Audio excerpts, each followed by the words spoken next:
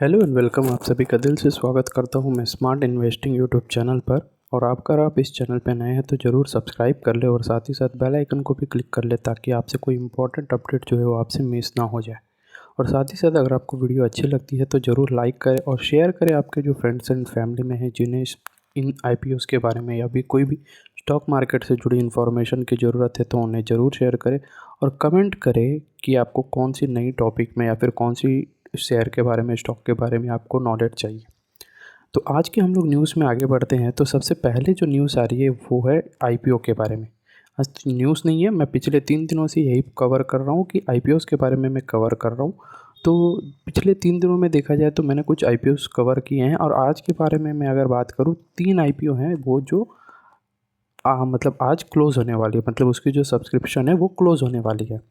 तो ये दो जो आईपीओ है ना, पहले जेम कार्ड इंडिया और स्मार्ट एंड पावर, ये दो जो है ये एसएमई आईपीओ है। एसएमई के मतलब आपको समझ में आ ही गया होगा, जो 2 लाख के ऊपर हम लोग इन्वेस्टमेंट करते हैं उस पर, ठीक है। और ये जो ट्रैवल फूड है ना, तो आज हम लोग इस वीडियो में ट्रैवल फूड के बारे में ही बात करेंगे। ये अगली वीडियो में मैं ट्राई करूँगा, कोशिश करूँगा कि ये मैं अपलोड करूँ नेक्स्ट वीडियो में, बट आज हम लोग बात करेंगे ट्रैवल फूड के बारे में। तो ट्रैवल फूड के बारे में अगर हम लोग स्टार्ट करते हैं तो उसकी जो एप्लीकेशन स्टार्ट हुई थी वो 7 जुलाई से स्टार्ट हुई थी और आज यानी 9 जुलाई को इसकी जो एप्लीकेशन है वो क्लोज़ हो गई। और इसकी जो एप्लीकेशन की हायर बैंड थी वो 1100 रुपये की थी और टोटल हमें मिलती 13 जो शेयर्स है वो मिलती। तो ये चीज़ आपको ध्यान देना। और मैक्स जो रिटेल की लिमिट होती है वो आपको पता है 2 लाख से कम, यानी इसमें अगर आप अप्लाई करते तो टोटल 13 लॉट्स अगर आप अप्लाई कर सकते थे। ये हुई मैक्स की बात। और मिनिमम तो आप एक कर सकते हैं, वो आपकी मर्ज़ी है। अभी तक आपने नहीं किया है तो बहुत ही बेहतर है, अगर आप कर चुके हैं तब भी और भी बेहतर है। अभी हम लोग को इम्पोर्टेंट क्या है कि ट्रैवल फूड अगर आप इस स्टॉक के बारे में देखोगे ये एक्चुअल में काम क्या करती है, हमें वो जानना सबसे ज़्यादा इम्पोर्टेंट है। क्योंकि हम लोग बिज़नेस के बेसिस पे इन्वेस्टमेंट करते हैं, ना कि आईपीओस क्यों आ रही है, कैसे आ रही है उसके बेसिस पे। बट बहुत सारे ऐसे लोग होते हैं जो लिस्टिंग गेन के लिए वो ट्राई करते हैं। तो लिस्टिंग गेन के लिए अगर वो ट्राई कर रहे हैं तो उनको पता चल गया होगा कि 2.8 टाइम्स, ये अभी का मैं जब वीडियो बना रहा तो ये 4:30 बजे के टाइम मैं वीडियो बना रहा हूँ। तो हो सकता है कि 5 बजे कुछ और ही अपडेट हो जाए, बट इतनी कम टाइम में, मतलब सिर्फ आधे घंटे में ज़्यादा से ज़्यादा एप्लीकेशंस आने की बहुत कम चांसेस है। तो अभी 2.8 है, तो अब मैक्स टू मैक्स आप पकड़ के चल सकते हो 3 या 3.5 तक ये जा सकती है, ठीक है। तो अभी हम लोग को नेक्स्ट करना क्या है, सबसे पहले तो हमें ये कंपनी के बारे में जानना बहुत ज़रूरी है। तो आइए हम लोग कंपनी के बारे में जानते हैं। Travel food services limited, TFS, ये इस कंपनी की मतलब कंपनी का नाम है। TFS, जो मैक्सिमम इसकी वेबसाइट में भी यही दिखती है। अगर आप यहाँ पर देखोगे ये काम क्या करती है, पहले तो 2007 में इनकॉर्पोरेट हुई, मतलब ये कंपनी बनी। और ये क्या है एक्चुअल में, QSR है। QSR मतलब आप समझ रहे होगे, जो KFC हुई, ये सब क्या है, KFC हुई, डोमिनोज हुई और बहुत सारे पिज़्ज़ा हट, ये सारी क्या है कि क्विक सर्विस रेस्टोरेंट है। और ये कहाँ प्रोवाइड करती है, जो कि लॉन्च सर्विसेज होती है ना, उसमें ये एक्चुअल में प्रोवाइड करती है। तो अब हम लोग को ये जानना है, इसकी वेबसाइट में हम लोग जाके देखेंगे कि कहाँ कहाँ प्रोवाइड करती हैं, ठीक है। तो वो अब हम लोग चेक कर लेते हैं। वेबसाइट में जाने के लिए तो आपको सिंपली, ये स्क्रीनर की वेबसाइट है, आप यहाँ आओगे तो जैसे ही यहाँ पर वेबसाइट लिखा हुआ है ना, जैसे आप यहाँ पर क्लिक करोगे तो आप वेबसाइट में पहुँच जाओगे। तो आइए हम लोग एक बार वेबसाइट चेक कर लेते हैं कैसी क्या है। बट यहाँ पर आप देख सकते हो TFS जो कि है travel food services limited is leading operator in Indian airport. और भी बहुत सारी चीज़ें हम लोग वेबसाइट में देख लेते हैं। तो ये हम लोग आ गए हैं वेबसाइट जाने के लिए। तो वेबसाइट में अगर आप क्लिक करोगे तो आप वेबसाइट के पहुंच जाओगे। या इस साइट में हम लोग जैसे ही जाते हैं तो हमें क्या पता चलता है कि ये एक्चुअल में एक्सेप्ट कर लेते हैं। देखिए, लॉन्च जो सर्विसेज होती है ना, जो इंडिया में जो लॉन्च, जो भी एयरपोर्ट में आप क्या है कि लॉन्च में जाते हो तो वहाँ पर ये एक्चुअल में ये मैक्सिमम जो सर्विसेज है अपनी प्रोवाइड करती है। गली किचन, ये कुछ ऐसे ही सर्विसेज हैं, इन्हीं के नाम हो गया है। तो बाकी सारी चीज़ें हम लोग यहाँ पर देखेंगे, जैसे कि जो हम लोग एयरपोर्ट में जाते हैं, एयरपोर्ट में जाने के बाद जो भी लॉन्जेस होती है, जब आप समझोगे कि ये लॉन्ज में इतनी सारी बेनिफिट कैसे प्रोवाइड करती होगी। लॉन्ज में तो हमें 2 रुपीज़ में कुछ बेनिफिट मिल जाती है, बट ये तो इतनी सारी फूड प्रोवाइड करती है। ठीक है, ये एक्चुअल में बिज़नेस क्या है वो हम लोग थोड़ी डिस्कस कर लेते हैं। ठीक है, बिज़नेस में क्या है कि सबसे पहले आप अगर जाते हो तो आपको तो 2 रुपये दे के कोई भी क्रेडिट कार्ड हुई या डेबिट कार्ड हुई जो बैंक के साथ आप टाई अप रहता है, वो बैंक के पास क्या है कि 2 रुपीज़ कट जाती है। ठीक है, 2 रुपीज़ काट के आपको एंट्री मिल जाती है। और ये जो ट्रैवल फूड सर्विसेज ये क्या है, आपको फूड प्रोवाइड कर देती है।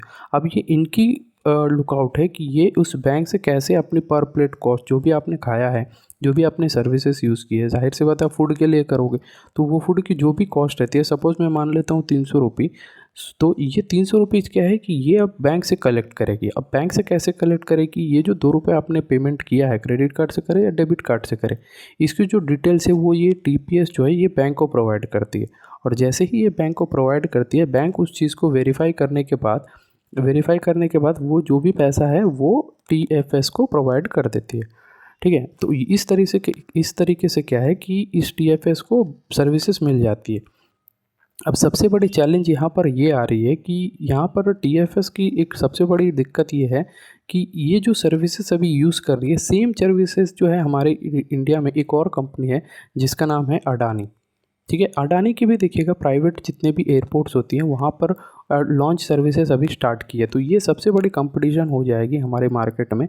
ये तो बिज़नेस की बात है, मैं बिज़नेस ओवरऑल मैं आपको बता दे रहा हूँ, बट आप अगर ध्यान दोगे तो ये सबसे बड़ी कंपटीशन होने वाली है टीएफएस के लिए।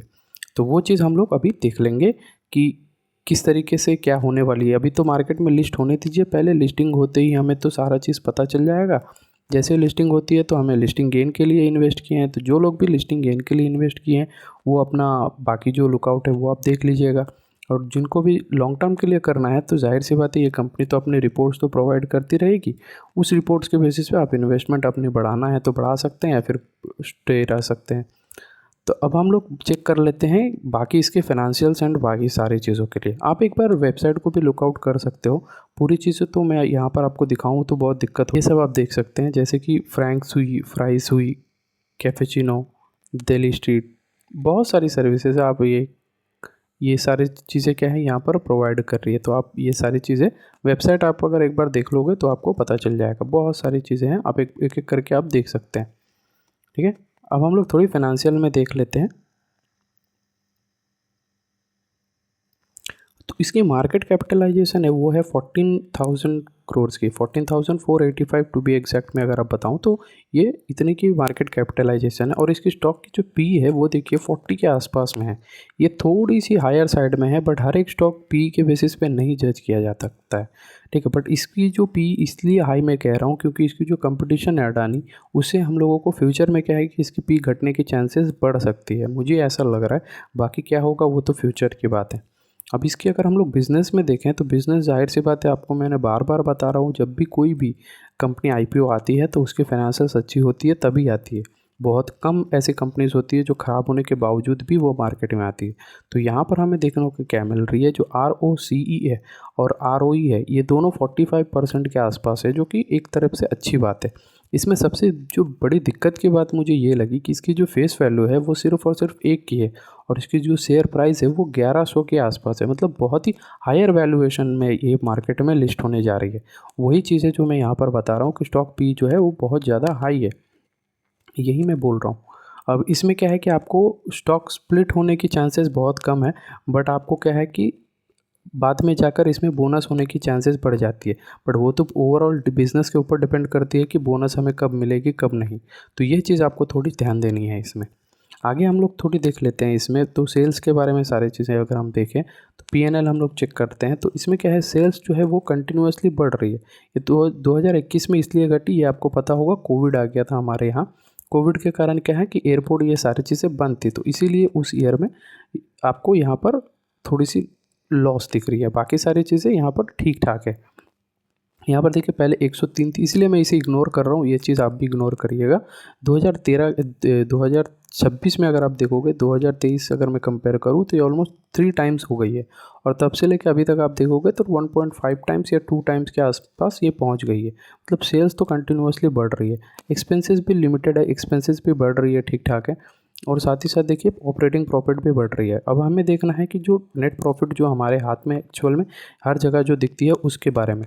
टैक्स की अगर मैं बात करूं तो टैक्स पहले से घटी है, ओवरऑल टैक्स जो है थोड़ी सी घटी है, तो इसमें प्रॉफिट की चांसेस क्या है, बढ़ जाती है। अब प्रॉफिट क्या है यहाँ पर, पहले तो थी 51 और 51 से ये बढ़कर ऑलमोस्ट 6-7 टाइम्स हो चुकी है। तो ठीक ठाक है मेरे हिसाब से, ठीक है। बाकी सारी डिविडेंड पे आउट ये सारी चीज़ें आप अभी अभी के लिए इग्नोर करें, क्योंकि वो जब कंपनी आ जाएगी तो तब हम लोग बाकी चीज़ें देख लेंगे। अभी इसमें एक इम्पॉर्टेंट लेसन अभी मैं आपको बता रहा हूँ कि ये कंपनी एक्चुअल में क्या प्रोवाइड करती है, कहाँ कहाँ प्रोवाइड करती है, उसके बारे में हम लोग थोड़ा जान लेते हैं। ठीक है, सबसे पहले क्या है कि इंडिया में ये देखा जाए तो ऑलमोस्ट ये 14 एयरपोर्ट्स में ये काम करती है, ठीक है। और ये इंडिया के साथ साथ ये मलेशिया में भी काम करती है। मलेशिया में टोटल 3 एयरपोर्ट है जिसमें ये अपनी सर्विसेज प्रोवाइड कर रही है। तो अब हमें क्या है, सपोज़ इंडिया में कोई दिक्कत होती भी है तो ये रेवेन्यू क्या है कि आपको मलेशिया से कवर कर लेगी। अगर ये जो लॉन्च सर्विसेज है ये अगर ऑल ओवर इंडिया या फिर ऑल ओवर वर्ल्ड में धीरे धीरे एक्सपैंड होने लगेगी तो क्या है कि हमें ये पता चल जाएगा कि वहाँ के बिज़नेस कैसे चल रही है, लोग उसे आ रहे हैं कि नहीं आ रहे। देखिए, फूड की एक ऐसी इंडस्ट्री है उसमें क्वालिटी बहुत ज़्यादा मैटर करती है, और ये क्वालिटी के चलते क्या है कि बहुत सारे लोग आते हैं या नहीं आते हैं। अगर आप फूड की क्वालिटी अच्छी रखते हो तो लोग कस्टमर्स क्या है, फुटफॉल बढ़ जाएगी। अगर क्वालिटी लो है तो जाहिर सी बात है लोग जाना कम कर देंगे। और फूड में क्या है कि बहुत सारे जो भी एक शेफ़ होता है वो शेफ़ क्या है कि अच्छा खाना बनाता है, कभी ख़राब बन जाता है। ऐसा भी होता है कि जो शेफ़ है वो किसी कारण कहीं और चला गया तो उसके बदले में कोई और शेफ़ आके खाना बना रहा है, तो उसमें भी दिक्कत हो सकती है। तो ये बहुत सारी फूड में क्या है कि बहुत सारी कॉम्प्लिकेशंस है, वो हमें फ्यूचर में ध्यान देनी है। अगर आप इस कंपनी के बारे में बात करोगे तो ये जो बिज़नेस क्लास लोग हैं वो लोग इसमें मैक्सिमम जाते हैं। अब एयरपोर्ट की कुछ रूल्स एंड रेगुलेशंस तो आपको पता ही है कि एयरपोर्ट में जो भी फूड की प्राइसेस है वो बहुत ज़्यादा इन्फ्लेटेड प्राइस रहती है। और मैक्सिमम लोग क्या करते हैं, बैंक के साथ टाई अप करते हैं, और टाई अप करने के बाद क्या है कि उनको 2 रुपये में, सिर्फ 2 रुपये में लॉन्च की एक्सेस मिल जाती है। और लॉन्च के एक्सेस में क्या है कि फूड अवेलेबल रहती है और आप जितना चाहे उतना खा सकते हो, कोई रेस्ट्रिक्शन नहीं है वहाँ पर। तो मैक्सिमम जो इंडिया की जो कंज्यूमर्स है वो ट्राई करते हैं कि इस सर्विसेज को अवॉइड करें। तो इस चक्कर में क्या है कि ये थोड़ी चल सकती है, ऐसे मुझे लग रहा है। अब हम लोग देख लेते हैं इंडिया में कहाँ कहाँ अपनी सर्विसेज प्रोवाइड करती है। अगर नॉर्थ से साउथ से अगर हम लोग देखेंगे तो मैक्सिमम जो है ये दिल्ली एयरपोर्ट में ये अपनी सर्विसेज को अच्छी तरीके से प्रोवाइड कर रही है। मुंबई में भी ये प्रोवाइड करती है। साउथ में देखोगे तो बेंगलुरु हुई, हैदराबाद हुई, ठीक है, बेंगलुरु में भी ये प्रोवाइड करती है, चेन्नई में भी ये प्रोवाइड करती है, कोलकाता में भी ये सर्विसेज प्रोवाइड करती है, ठीक है। तो ये सारे एयरपोर्ट से जो मैक्सिमम यूज़ जो ये कंपनी है अपनी सर्विसेज प्रोवाइड करती है। अब सबसे बड़ा कंपटीशन यहाँ पर बात ये है कि अडानी की। तो अडानी क्या है कि एक प्राइवेट एंटिटी है, वो ट्राई करेगी कि मैक्सिमम एयरपोर्ट्स कब्जा करे। आपको पता है अडानी बहुत सारे एयरपोर्ट्स में काम कर रही है, बहुत सारे रेलवे स्टेशंस में भी काम कर रही है। तो हो सकता है कि अडानी धीरे धीरे ये रेलवे स्टेशन को भी कब्जा करे। तो इस तरीके से क्या है कि अडानी ऑल ओवर ये सर्विसेज को ऑक्यूपाई कर सकती है। और साथ ही साथ एक तो कंपटीशन रहना चाहिए, तो उस हिसाब से ये जो ट्रैवल फूड सर्विसेज है TFS, इसको भी मौका मिलेगा कि वो रेलवे हुई, बस स्टैंड्स हुई, ऐसे बहुत सारी जगह पे ये अपनी सर्विसेज को प्रोवाइड करे। तो ये एक इम्पॉर्टेंट पॉइंट है, आपको ध्यान देना ज़रूरी है, ठीक है। तो इस वीडियो में हम लोग सिर्फ इतना ही रखते हैं। अगर आप ये वीडियो अच्छी लगी है आपको तो ज़रूर सब्सक्राइब कर ले और इस चैनल को, और बेल आइकन को भी क्लिक कर लीजिएगा ताकि आपसे कभी कोई भी इम्पोर्टेंट अपडेट जो है वो मिस ना हो जाए। और साथ ही साथ इस वीडियो में एक और चीज़ है, मैं आपको बताना मैं भूल गया कि जो GMP है, GMP आपको दिखना उतनी ज़रूरत नहीं है, बट हाँ मैं ये कह देता हूँ कि GMP ठीक ठाक ही है। ट्रैवल फूड की अगर मैं GMP की बात करूँ तो वो धीरे धीरे घट रही है, क्योंकि मार्केट की कंडीशंस अभी सेंटिमेंट्स जो है वो ख़राब है, ठीक है। तो ये चीज़ आपको थोड़ी ध्यान देनी है। बाकी मिलते हैं अगले वीडियो में। अगर आपको वीडियो अच्छी लगी है तो लाइक करें, शेयर करें और कमेंट करें कोई भी टॉपिक में आपको ज़रूरत है तो, ठीक है। Thank you.